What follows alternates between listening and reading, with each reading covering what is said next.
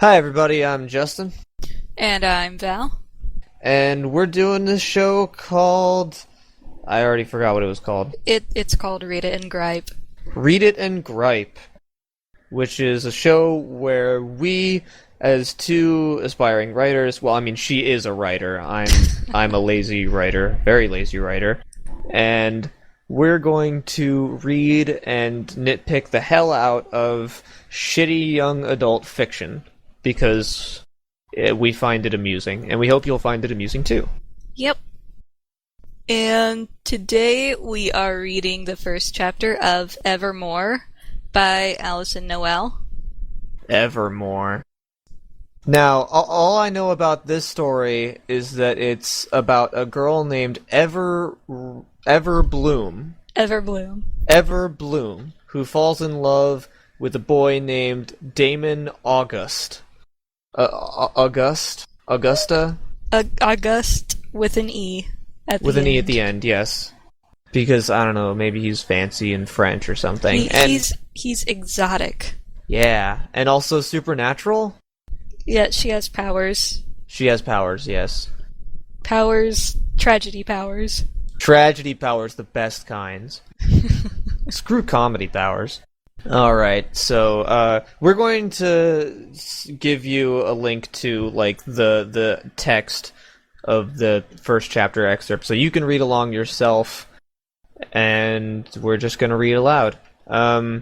Also, I'm sorry, but this page that we found that has the excerpt, It's hot pink. hot pink and white and black, and I don't know, like, what lucky graphics artist got to scam the person that paid them to make this. There is actually a worse site than this that I found first. That's actually true. Yes, where it was like purple and green, but then the text box with the excerpt in it was blue and red. And the interface looked like it came straight out of the 90s. It was pretty amazing. Yep. But anyway, Evermore. It says Chapter 1, and it starts with the quote, "The only secret people keep is immortality," which came from Emily Dickinson. That quote makes so much sense to me. And it's also in purple. Yeah. Okay. Do you want to read first, or should I? I'll go ahead and jump in, I guess. Sure. Yeah, whatever. Guess who? Quotation mark. Haven's warm, clammy palms press hard against my cheeks as the tarnished edge of her silver skull ring leaves a smudge on my skin. And right off the bat, you have 1, 2, 3, 4, 5 adjectives 5 adjectives. in this very first sentence. Awesome. Yep. This is gonna be fun. And it left a smudge on her skin. Okay. And even though my eyes are covered and closed, I know that her dyed black hair is parted in the middle. Her black vinyl corset is worn over a turtleneck, in parentheses, keeping in compliance with our school's dress code policy. Her brand new floor... Sorry, did you want to say something? Yeah, I'm pretty sure that was supposed to be funny. Yeah. And I love how it said black twice. Like, her dyed black hair, her Yes. black vinyl corset. Yeah, in case you didn't know, she was edgy and cool. Yes, that is the message I'm getting. Her brand new, floor-sweeping, black satin skirt already has a hole near the hem where she caught it with the toe of her Doc Marten boots. Wait, are her boots black? I don't know. No, also, it's, Doc Marten is spelled wrong, I'm pretty sure. Oh, really? Yeah, I think it's supposed to be Martin with an E. Oh, yeah, because that's some, like, fashion designer or something. Yeah, and her eyes appear gold, but that's only because she's wearing yellow contacts. Alrighty. So that was just a full paragraph of description yep. of this edgy, sexy lady. And her name is Haven. Her name is Haven. Which is totally not meaningful or significant at all. I also know her dad isn't really away on business, like he said. Her mom's personal trainer is way more personal than trainer, and her little brother broke her Evanescence CD, but he's too afraid to tell her. I am loving this so far. Yes. It's like... I wonder if she had to pay royalties to Evanescence. I don't know. I would love it if Evanescence read this and was like, what the fuck? Don't mention us in your book. I don't want to be associated with this shit. No.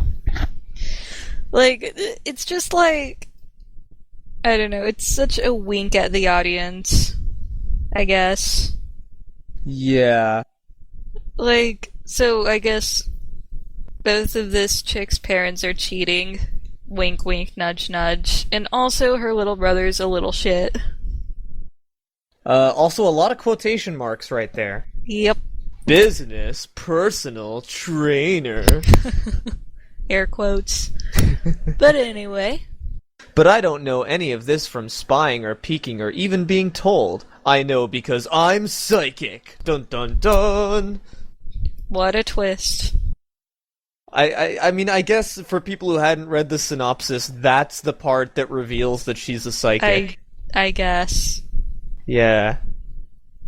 That's the least ham-fisted thing I've ever read. Hang on.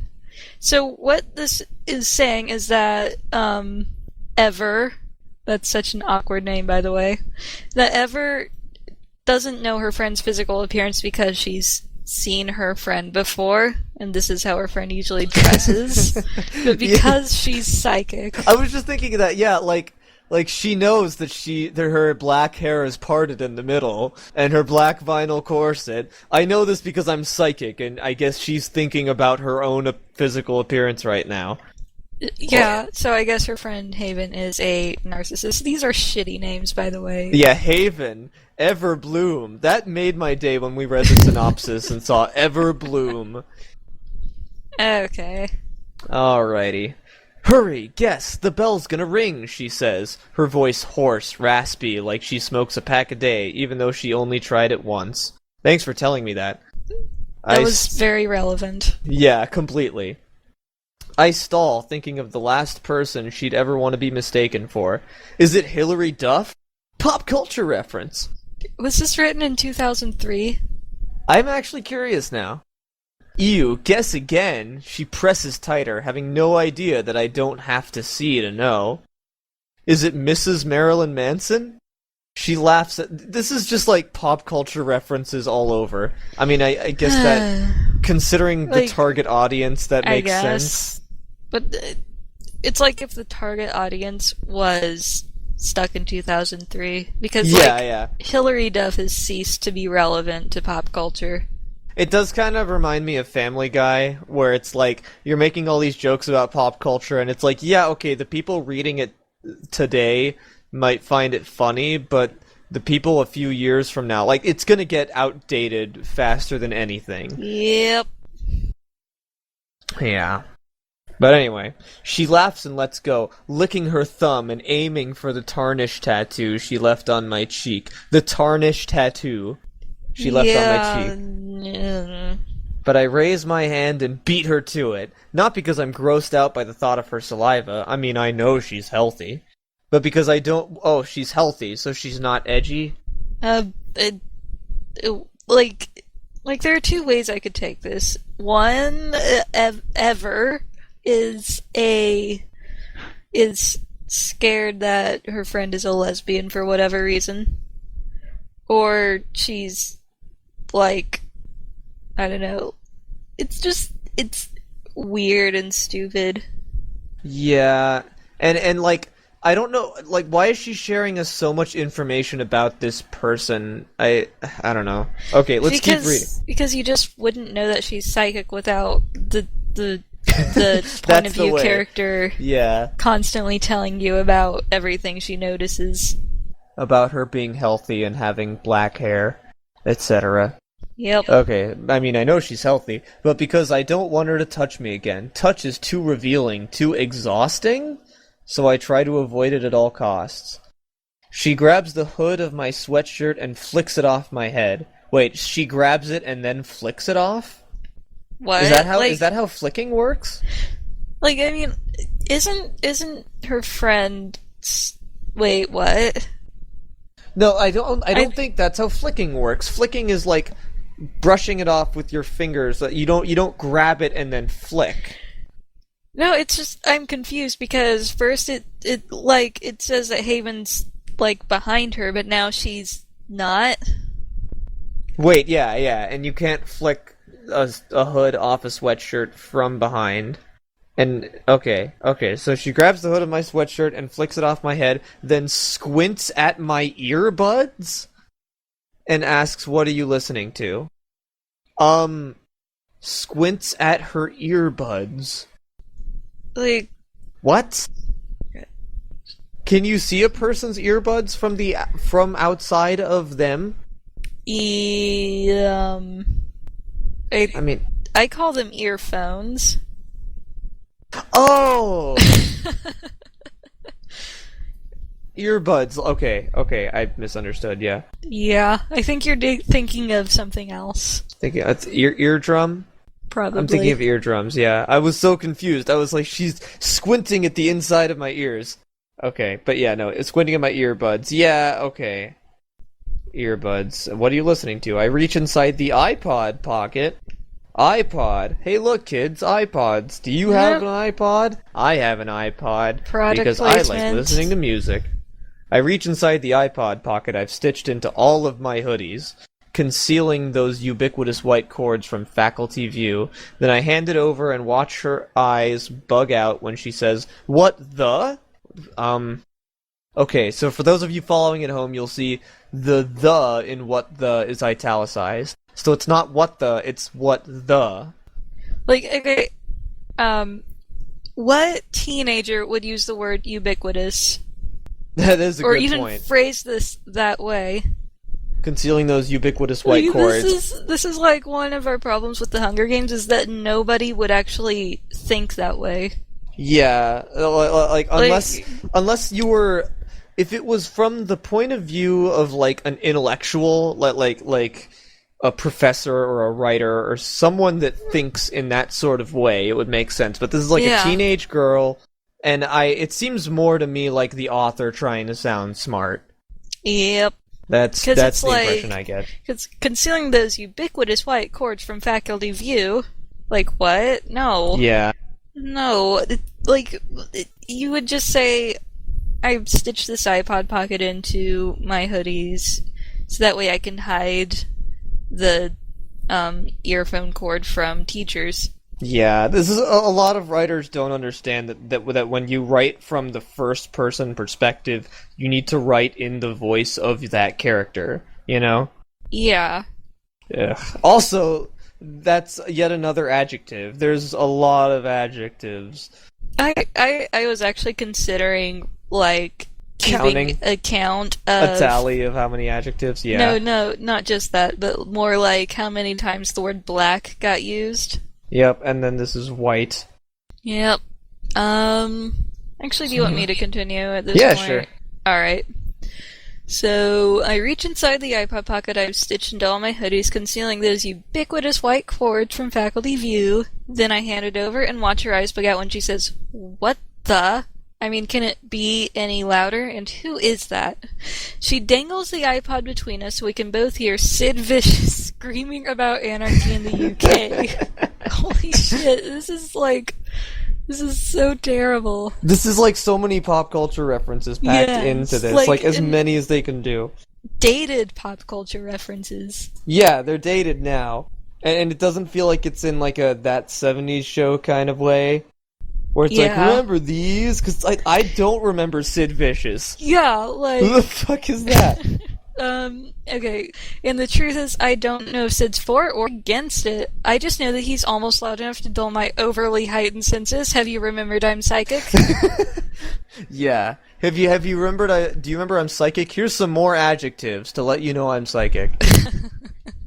Sid Vicious screaming about anarchy in the UK, and I love how like she's talking about her friend looking at what she's listening to, and then she just sort of segues into talking about Sid Vicious being for or against anarchy in the UK. Yeah. The thing is, though, is that since this is a punk band, he would be for it. You would think. Yeah. So... But no, and I do love that it's like, you would think this is kind of a relevant thing because her friend is, like, harassing her, or I don't think it's her friend, it's just a person harassing her, and yet she's, like, going off on this tangent about Sid Vicious. Like, yeah. When you're writing a scene, it's gotta be paced based on how tense the scene is supposed to be. So this scene is basically a flaccid penis.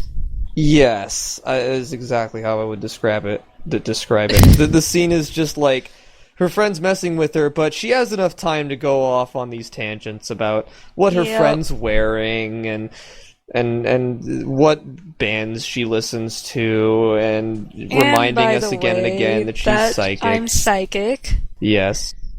So, Sex Pistols, I say, clicking it off and returning it to my secret compartment. Ooh. I'm surprised you could even hear me. She smiles at the same time the bell rings, but I just shrug. I don't need to listen to hear. Gosh, guys. And the italicized, I love it. Yes. I don't need to listen to hear.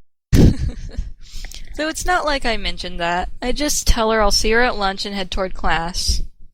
Making my way across campus and cringing when I sense these two guys sneaking up behind her, stepping on the hem of her skirt and almost making her fall.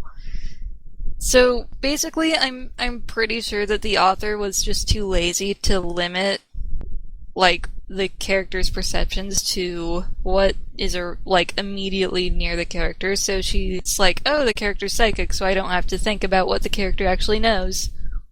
Yeah, it's like easy mode writing. Yep. Yeah. That's funny. It's like writing it as if it's third-person omniscient. Because she's basically. Psychic. Yep. Yeah, and that could Lazy. work. That could work if it was well written, but it doesn't come off that way. Okay. But when she turns and makes the sign of evil, and this is a parenthetical aside, okay, it's not really the sign of evil, it's just something she made up, and glares at them with her yellow eyes, they immediately back off and leave her alone. Okay, hold up. And makes the sign of evil, okay, it's not really the sign of evil, it's just something she made up. There are so many better ways to get that across. Yeah, like, what even is the sign of evil? What does she look like? She doesn't describe what the character does, and it doesn't describe why she made it up and what it's supposed to mean, and blah blah blah blah blah. She just says it's the sign of evil, except it's not. That's just such an awkward way to do it. I don't know what to visualize as the reader. Flipping the bird? Yeah, that's not a sign she made up. Like, maybe she is actually flipping them off, but the author's like, oh shit, this is for middle schoolers. Or something. Yeah. Well, that's it. And also, like, all this redundant description, like, we could cut out everything after glares at them.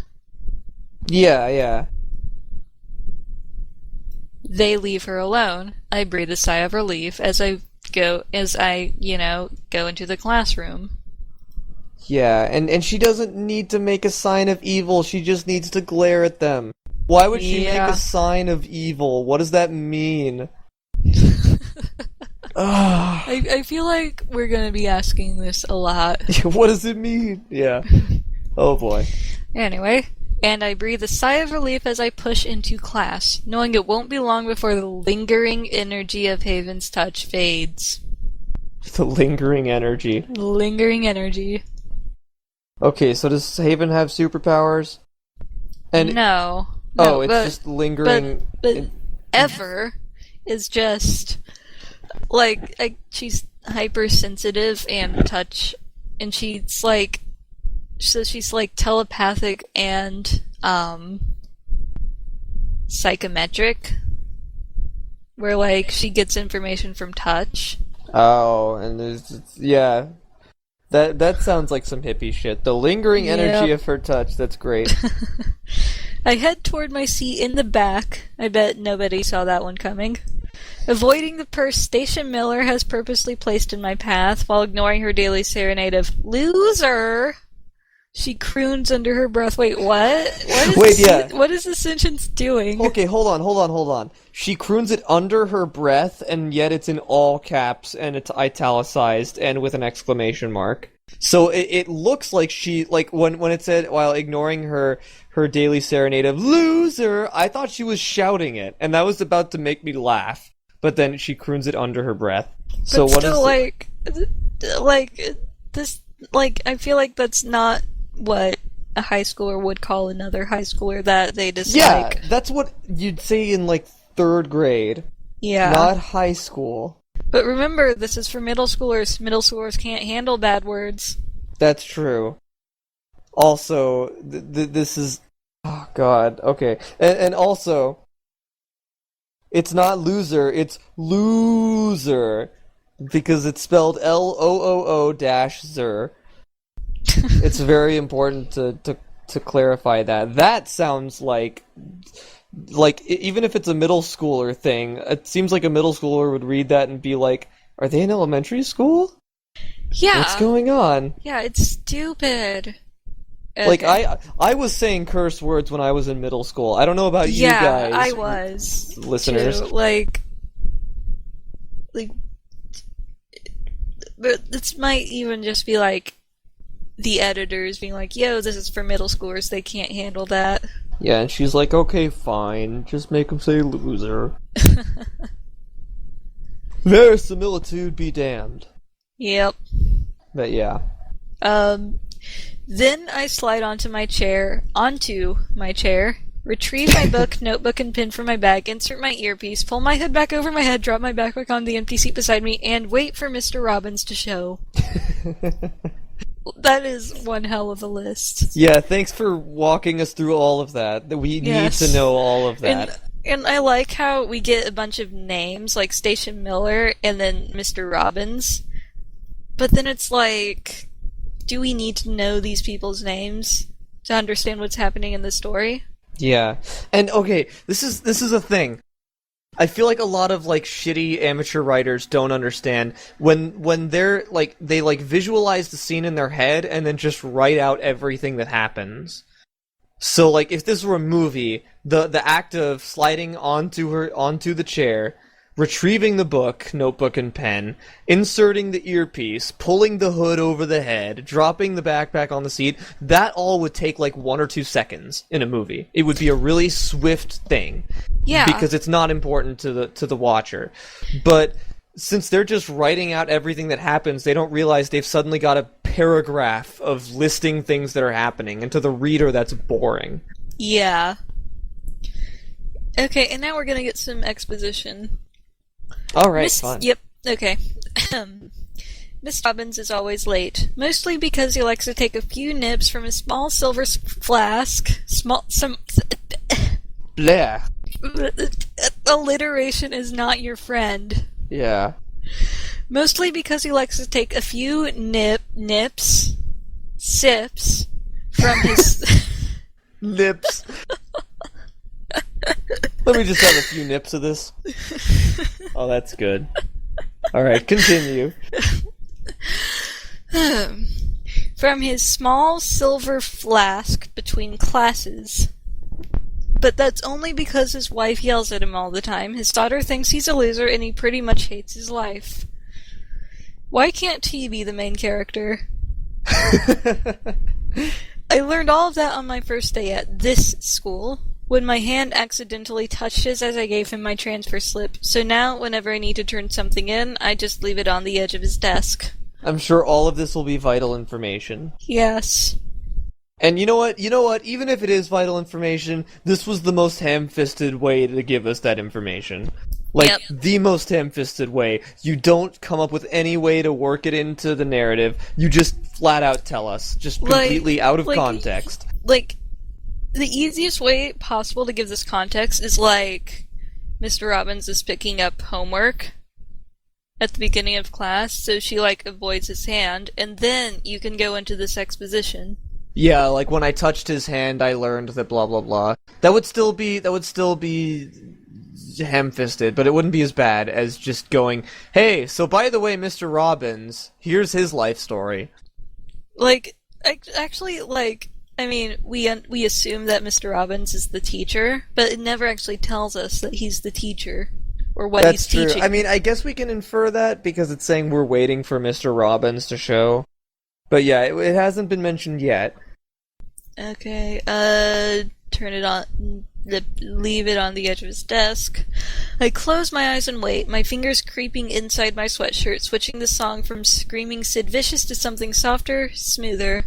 All that loud noise is no longer necessary now that I'm in class. That is a run-on sentence. Wait, yeah, okay, so, here's how I would correct this sentence. That is, okay, first of all, that is a very long sentence. I didn't even realize how long it was until I went and looked back. That whole thing, I close my eyes and wait, comma, my fingers creeping inside my sweatshirt, comma, switching the song from screaming Sid Vicious to something softer, comma, smoother, comma, all that loud noise is no longer necessary now that I'm in class. Not only is that sentence way too long, it's flat out incorrect. Like, it's grammatically incorrect. Yeah, like, also, like, I like how, like, the author was too lazy to actually look up a Sex Pistols song. Yeah. Like, Okay. that would be 30 seconds, if that, on Google. So, like... okay, so here's how I would correct this sentence. I close my eyes and wait, comma, my fingers creeping inside my sweatshirt, period, I guess, and then I switch the song from screaming Sid Vicious to something softer and smoother, period. Semicolon. Oh, Or semicolon. Period. That would Either way. would work. All that noise is no longer necessary now that I'm in class. Because the thing is, that part is a sentence by itself. All that loud noise is no longer necessary now that I'm in class. It's just that for some reason it's not a sentence, it's not portrayed as a sentence, it's presented as after a comma, and that doesn't work. Nope. I guess the small student-teacher ratio keeps the psychic energy somewhat contained. Like, what? Wait, what? Yeah, keeps the psychic energy somewhat contained. I don't think she's actually explained to us how her whole psychic energy thing works. I think we're getting to that. Okay, oh boy. I wasn't always a freak. I used to be a normal teen. The kind who went to school dances, had celebrity crushes, and was so vain about my long blonde hair, I wouldn't dream of scraping it back into a ponytail and hiding it beneath a big hooded sweatshirt. Another one, yeah. Yeah. Okay, okay. I used to be a normal teen, that's fine.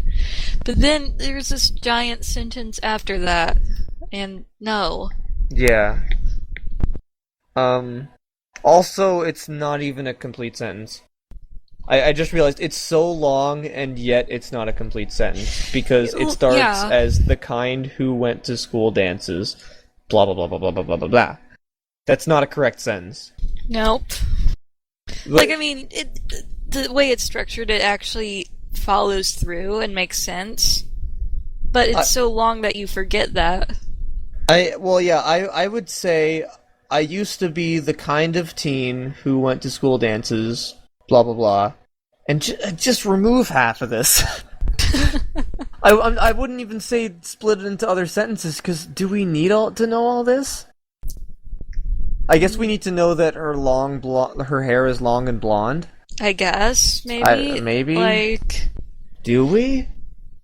Whatever. Let's give her the benefit of the doubt. Yes. And assume that we need to know. Yeah. Well, okay. The thing is, like, it's a much less ham-fisted than going into that thing about that Haven chick with her description. Yes, I'll agree. The only thing we know so far is that God, that name. Ever wears hoodies and knows enough about sewing to make a functional pocket, and she has long blonde hair. But she hides it. So that tells us a little bit. She tries to keep to herself and blah blah blah. Okay. I had a mom, a dad, a little sister named Riley, and a sweet yellow lab named Buttercup. Buttercup. You know Buttercup. what? It's a dog, so I'll take it. Yes. That can work. I lived in a nice house in a good neighborhood in Eugene, Oregon. I was popular, happy, and could hardly wait for junior year to begin since I'd just made varsity cheerleader. My life was complete, and the sky was the limit. And even though the last part is a total cliché, it's also ironically true. How is that ironic? Because the writer said so. Like, that's not irony. I'm so sick of people not knowing what irony is. Also, Yeah. okay, going back a bit, I lived in a nice house, comma, in a good neighborhood, comma, in Eugene, comma, Oregon. I'm pretty sure 2 of those commas did not need to exist. Yep. It could be I lived in a nice house in a nice neighborhood in Eugene, Oregon. In Eugene, comma, Oregon. We just needed to know that she lived in Oregon, honestly. That's true, yeah, okay. I lived in a nice house in Oregon. Bam. Ding. And I don't... She said in Eugene, Oregon, but I don't know what Eugene is. Is it a nice town? Is it a big city? I don't know. I'm gonna Google that now. Yeah, you do that. I was popular, happy, and could hardly wait for junior year to begin since I'd just made varsity cheerleader. Also, my life was complete, comma, and the sky was the limit. That comma doesn't need to exist. My life was complete and the sky was the limit. That would work fine. And then just take out the last sentence, because fuck you. It's also ironically true. As it turns out, Eugene, Oregon actually exists. Okay. And it is a major city in the middle of Oregon. Okay, so am I supposed to know that? I mean, we don't know that. I guess props to the author for having an actual city. Yeah, that she possibly did research on. Or maybe she just lived there. She probably that would just be lives hilarious. there. Yeah. Or something, I don't know. But in any case, like, she tells us a nice house in a good neighborhood, and then the part that we need to know, is just she live in a big city, a small town, what? She just says Eugene, and she expects us to look that up, I guess. Or clairvoyantly know that. Yeah, maybe she thought we were psychics, I don't know. I mean, like, it... Or we don't need to know, but I guess it's more important. Like, we don't really need to know that she lives in Oregon, or that the city she lives in is named Eugene, but what's more important than that is what is the city like. Yeah. And you don't need to go in great detail. God knows we have enough great detail. Yeah, you could just say, I lived in a nice house in a suburb of a big city.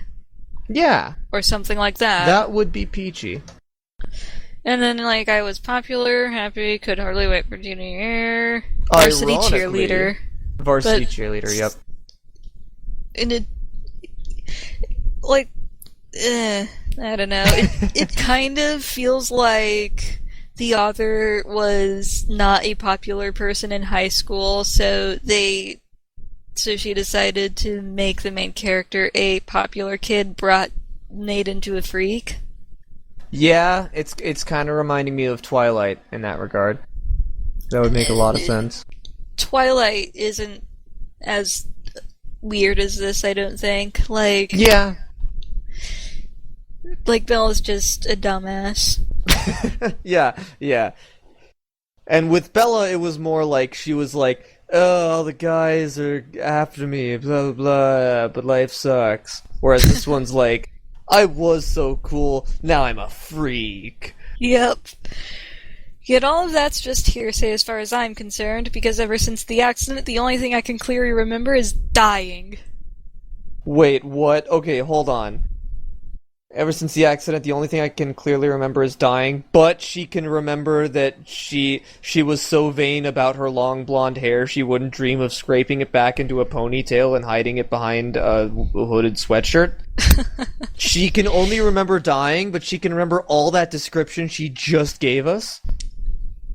Oh, what? Isn't it great? Yeah. Do you want to take over? Yeah, sure. Okay, asterisk. I had what they called an NDE, or near-death experience. Only they, italicized, happened to be wrong. Because believe me, there wasn't anything near about it. Quotations. It's like It's like, comma, one moment my little sister Riley and I were sitting in the back of my dad's SUV, comma, with Buttercup's head resting on Riley's lap, comma, while his tail thumped softly against my leg, comma, and the next thing I knew, all the airbags were blown, comma, the car was totaled, comma, and I was observing it all from outside, period.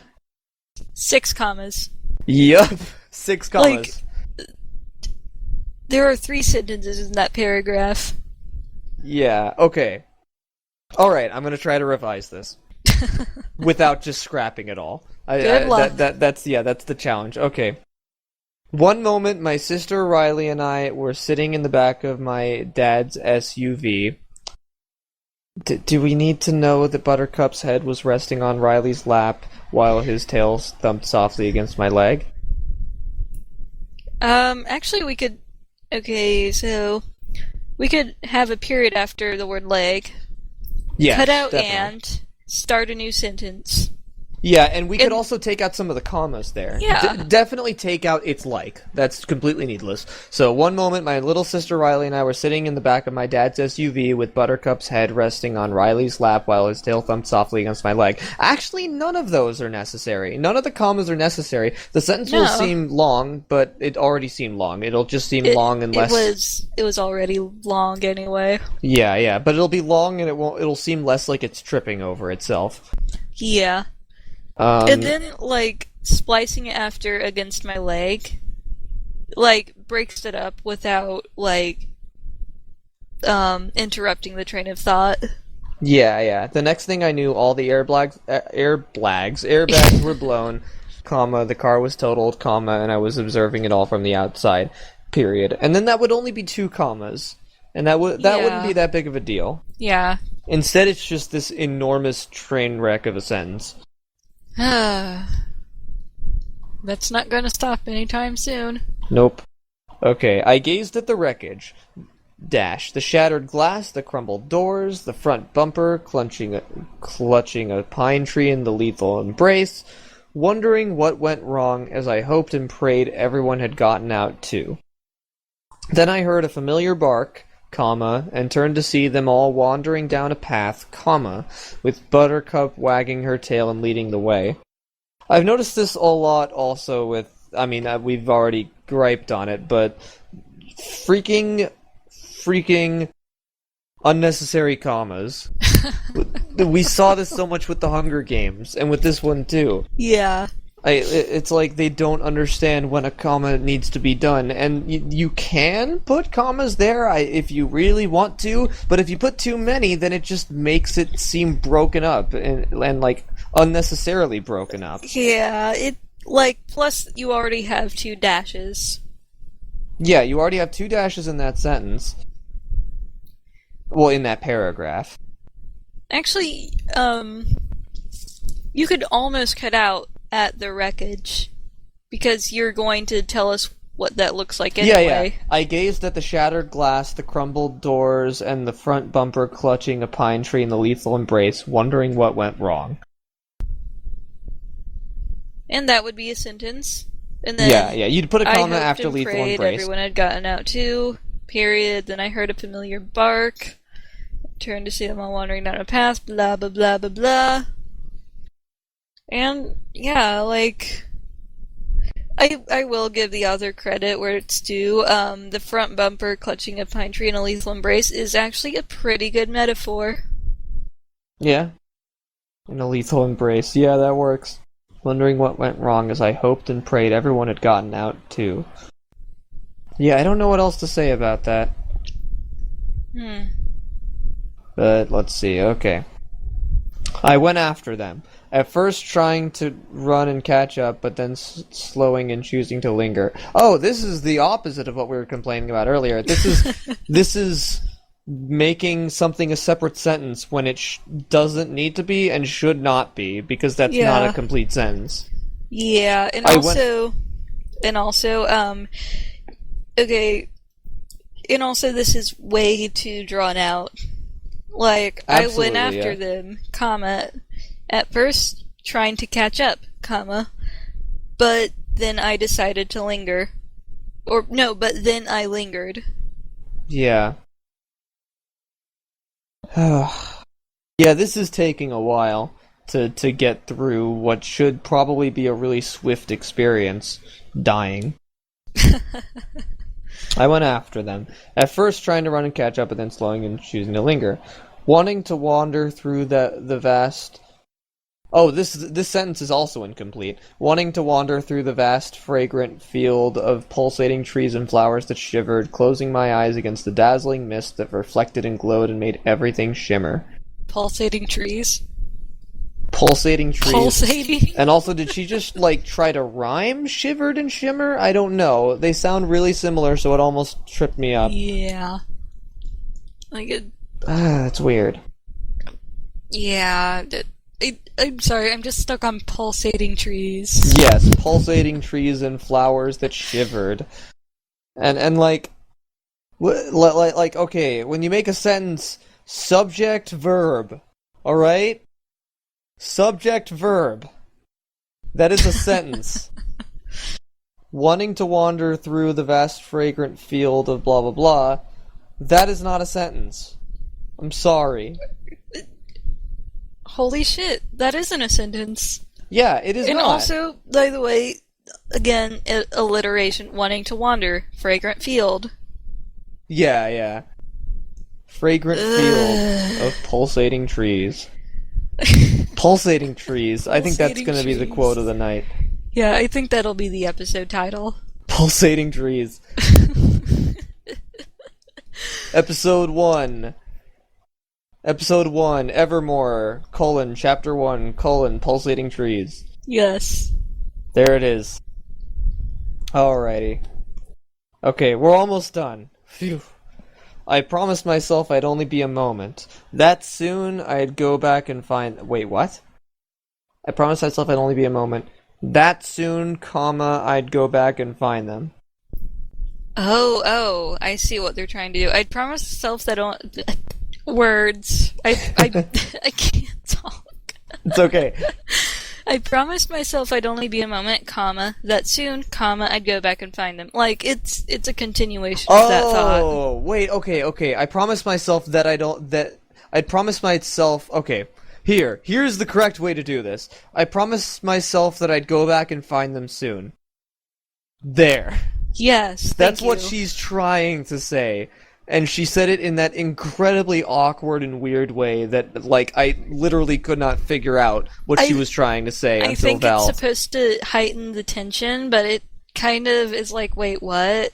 I don't know what that means. Yeah, no, that's not how you heighten tension. Like... Just you. Like, you heighten tension by shortening the sentences and, like, making the reader read faster. Yeah. This is the opposite of that. Oh, that's dumb. Okay.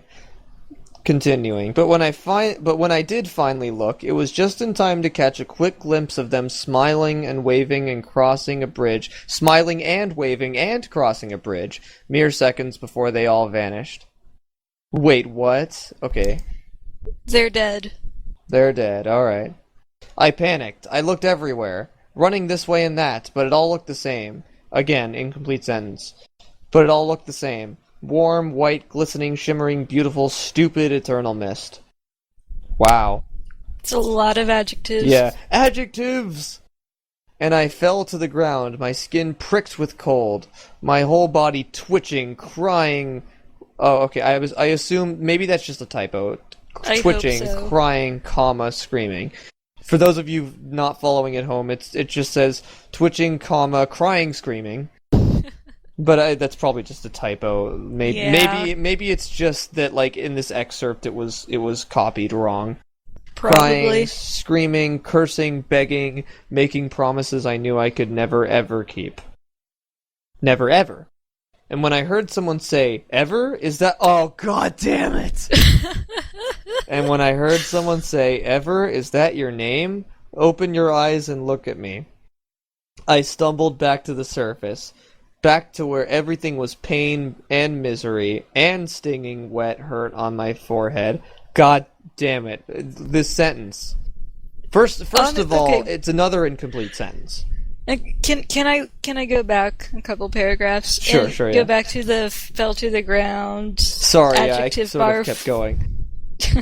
No, okay. Here's the thing. Like, this does not convey panic. Yeah, it really doesn't. It's... Like, I panicked. Great. That doesn't actually make me feel like you are yeah, panicking. it's absolutely, it's telling instead of showing. Yeah, and then it's like, I looked everywhere. Okay, where is that? I looked everywhere. I ran around looking like you could draw this out a little more instead of talking about the fucking mist. Yeah, it's all devoted to describing the mist instead of like conveying how the character is acting. Like what about I ran blindly through the mist trying to find my family. Like that would be better and it would convey something more like dramatic and alarming. Yeah. And then the other sentence, I fell to the ground, my skin, blah blah blah blah blah. I collapsed, finally. Fucking finally. Yes. Like, I collapsed. Like, that's all, I just summed up most of the sentence with, I collapsed. Yeah. And that And, like, you could even, like, even though I hate describing things like this, you could even go, I collapsed, sobbing uncontrollably, or something like that. And that would be more dramatic. Instead, we get this. yeah. It's all just describing like the feelings on her skin instead of Like, describing what is important. it's describing everything except how the character feels. Yeah. The character's feelings are just summed up really quickly. So, because it's like, that's not the important part. The important part is the shimmering, stupid mist. And the screaming, cursing, begging. Like, anyway. Okay, I stumbled back to the surface. Period. Back to where everything was pain and misery and stinging wet hurt on my forehead. Oh yeah, I was about to freaking this sentence. Okay, first of all, back to where everything was blah blah blah. That's an incomplete sentence. Second of all, pain and misery and that the second and or the first and should not be there. It should be pain, misery, and stinging wet hurt on my forehead.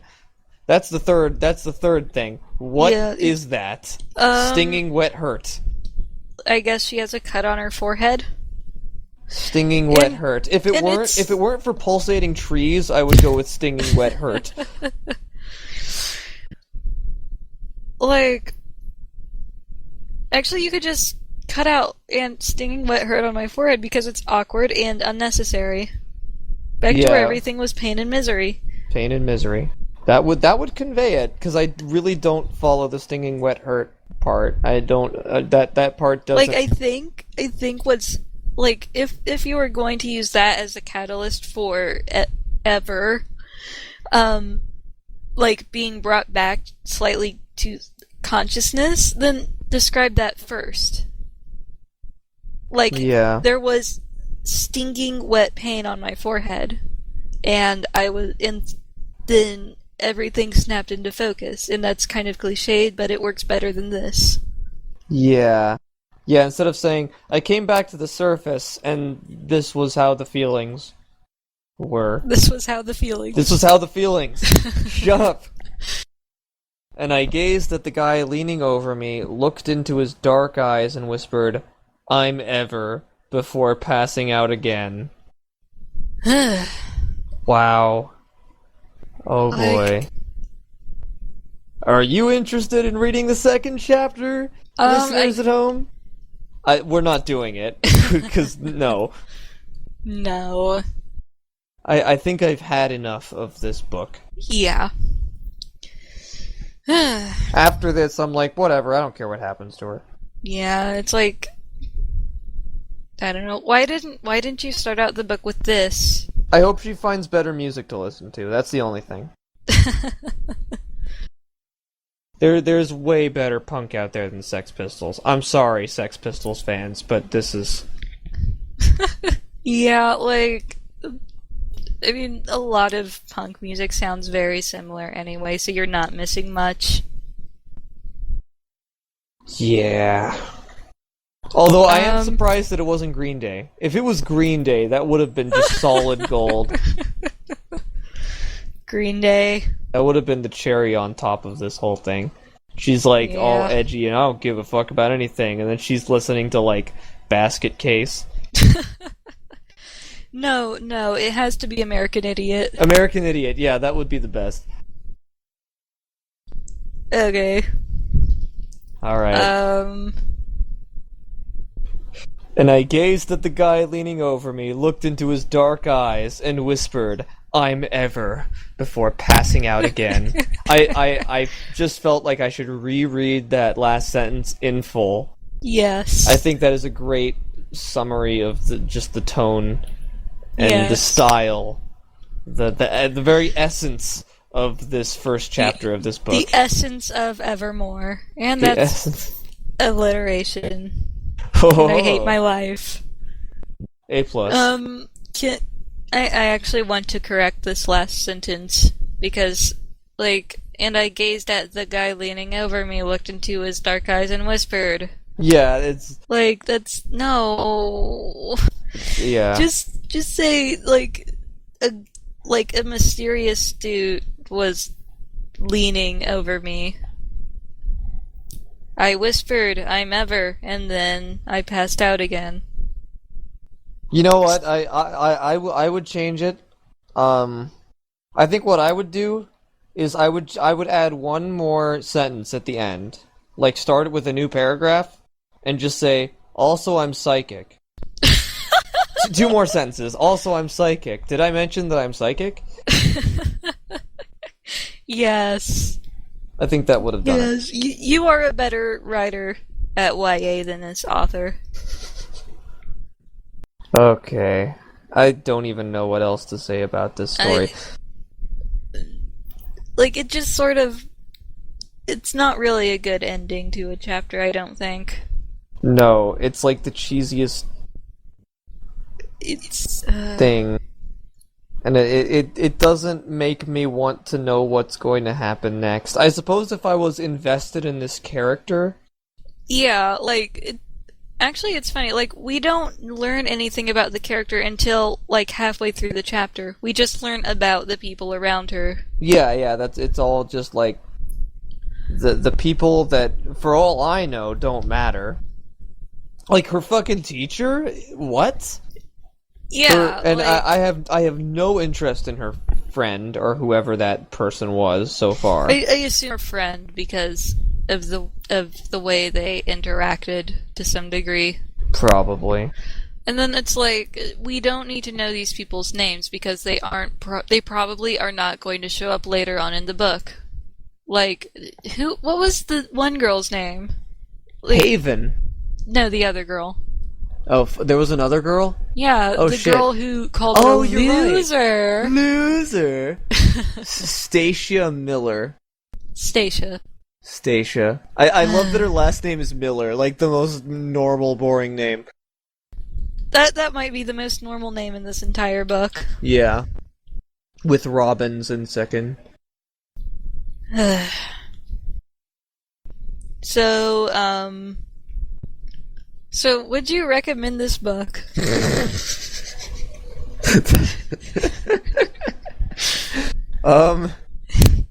Based on the first chapter, I would say probably not. Probably? Since I don't know any middle schoolers. Yeah, that is a good point. Actually, I would not recommend this to middle schoolers. That's true.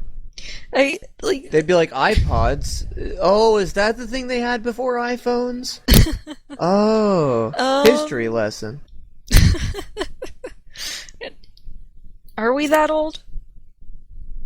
Let's see. Well, the iPhone did come out I want the to say iPhone, 5 years ago. The iPhone existed when I was in 8th grade, and that was 7 years ago.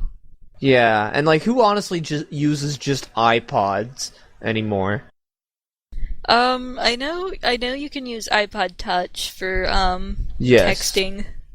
Oh, really? I didn't know that. And I know Yep. you can use it for because my friends, they didn't want to have an iPhone, but they wanted to have they wanted to be able to use iOS apps like Plants vs Zombies 2, stuff like that. It's like Uh-huh. iOS only, so they would get an Android phone and then they would get an iPod Touch just to use the apps for it. So that's Yeah. a thing you can do. But I feel like most kids these days just have iPhones and Yeah. iPads and whatever. Yeah, like iPhone or a Droid, not just an iPod. Yeah, I feel like that's sort of becoming an anachronism. Like actually, how long ago was this book published? I'm Yeah, we gonna didn't look look that that up. up. Let's see. Evermore. Wikipedia, go. Oh, holy shit! This came out in 2009. Holy shit! So it was dated before it even came out. Wow. Oh man. Ugh. Oh god, that just recontextualizes everything, doesn't it? Yeah. Well, when she says Hillary Duff, it's like in 2009 nobody cared about Hillary Duff. Let's be honest. No. No, nobody. Evanescence. I guess it might have still been popular at that point. Yeah. Kind Is of. Evanescence even still popular now? I think they're still making music. Yeah, they're still making music, but Also, like, but no, the best part is that it's an Evanescence CD. Like what? This is 2009. It's the unless the story takes place in an earlier time or something, but I doubt it. yeah, I doubt it. And Like, it seems like it's supposed to be relevant to us, you know? yeah, like, I mean, this is YA fiction, so in the audience for it actually spans from like 13 to early 20s. Oh yeah. Like, but they always market these kinds of novels to middle schoolers. Yeah. So like the editors and publishers want books that could be read by middle schoolers, and they ignore the older people in the demographic. Yeah, that makes sense. Which is why we get shit like this. Yes. And I do love that reading this on Wikipedia. Evermore is a fantasy novel by Alison Noel, released in 2009. It is the first novel in the Immortal series. Evermore was an immediate bestseller, and as of October 11th, 2009, had spent 34 weeks on the New York Times bestsellers list for children's books. What we just read was the first chapter of an immediate bestseller. Oh, Jesus Christ. Yep. So, And people are like, I can't believe Twilight's popular. Guys, at least it's not Evermore, alright? yeah, like, I mean, for what it's worth, when I read Twilight, like, my freshman year of high school, like, I didn't hate it. I thought it was okay. I mean, I still didn't understand why it was, like, hugely popular, but I was like, this isn't horrible. Yeah, I think it got a lot more horrible when it transitioned into film. Yeah, and it's also popular to hate Twilight still. Yes, absolutely. I don't think it'll ever not be popular to hate. Like eventually it'll be one of those things. It's like, remember how kids used to like Twilight? Man, they were idiots. That sort of thing. I don't think it'll ever reach a point where people are like, Twilight wasn't that bad. Like, I don't know, one of my friends and I both agree that Twilight is probably better than the Hunger Games. Just because the main character, like, while Bella's a dumbass and stupid, like, at least she's not just, like, a jerk-ass about everything. and she has perceivable desires outside of, like, wanting to protect her younger sibling. Yeah. Well, So, I don't know. I just dislike when people hold up the Hunger Games as, like, the polar opposite of Twilight and how that makes it automatically better and feminist and whatever. Yeah, like, this is what girls should be looking at as like a role model and blah blah blah, and it's like, well, no. No. No. Yeah, I have seen a lot of discussion like that. It's like, the Hunger Games, yeah! No.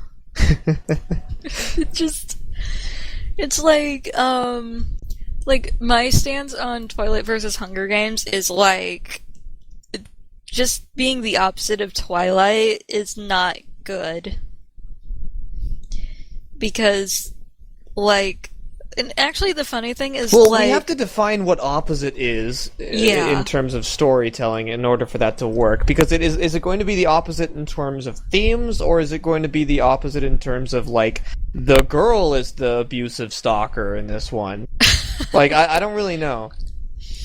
I would think the opposite of Twilight in terms of its themes and the sort of message it's trying to portray could be good, because Twilight, my problem with it isn't that it's badly written. My problem with it is that it basically teaches that stalking and being a complete creeper equals love. Yeah, that's, like, the biggest thing with Twilight. Like, the writing isn't that terrible, it's just mediocre and kind of boring and, Yes. like, overly descriptive. But it's like, I think I read a review about it that was like, the 3 big lessons of it are stalking equals love, the most important thing about you is your virginity, and you need to find a dominant male to cling to. Ah. Like, that's basically what Twilight is, in essence. And I think people say The Hunger Games is better because the female protagonist fights for herself, you know? But that's looking at it from a very, very shallow perspective. Like, a very surface level. Yeah, and actually, the funny thing is, like, some of the Hunger Game fandom claim that there is not a love triangle. Tumblr. Yeah, no, there's a love triangle in both Twilight and the Hunger Games, and it's between, like, the goody two-shoes and the bad boy. Yep. Actually, maybe we should have read the second chapter, because then we get to meet Damon August. Oh boy! Yeah. Yeah, I want to know how that's pronounced. It never tells us, I don't think. You're right. That would be hilarious if there was a sentence that explained to us how to pronounce it. Oh, and Stacia Miller gets mentioned again. Stacia Miller! She's my favorite character. Yes. You have a normal name. I love you. Also, you called her a loser! Probably because she listens to the Sex Pistols.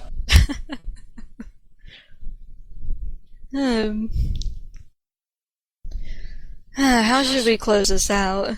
I don't really know. So hey, that was Evermore. That was Evermore, indeed.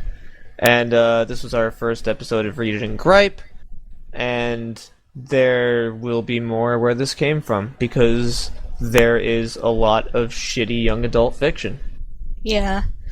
Yeah, we have a list. We have a list, and indeed. it is not remotely exhaustive. So, until next time, we don't have a catchphrase yet. But, bye. See ya.